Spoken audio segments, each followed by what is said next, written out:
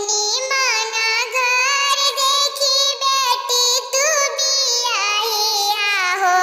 निमाना घर देखी बेटी तू बियाहिया हो।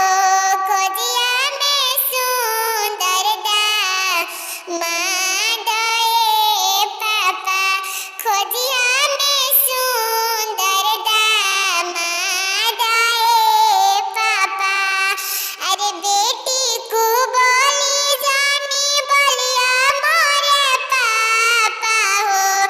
बेटी को बोली जानी बोलिया मोरे चाचा हो। बेटी है चिड़ैया के सामान ए पापा, बेटी है चिड़ैया के सामान ए पापा। अरे खोलबा में पिंजरा उड़ी जाई है चिड़ैया हो। खोलबा में पिंजरा उड़ी जाई है चिड़ैया हो।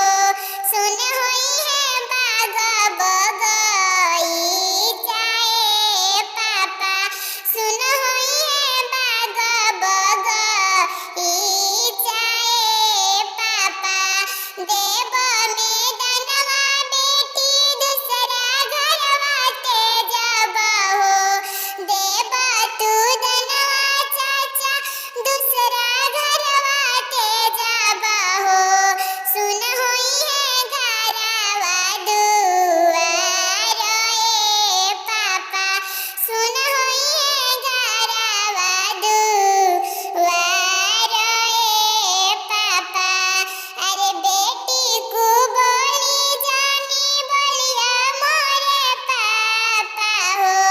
बेटी है चिड़ैया के सामान ए पापा, बेटी है चिड़ैया के सामान ए चाचा।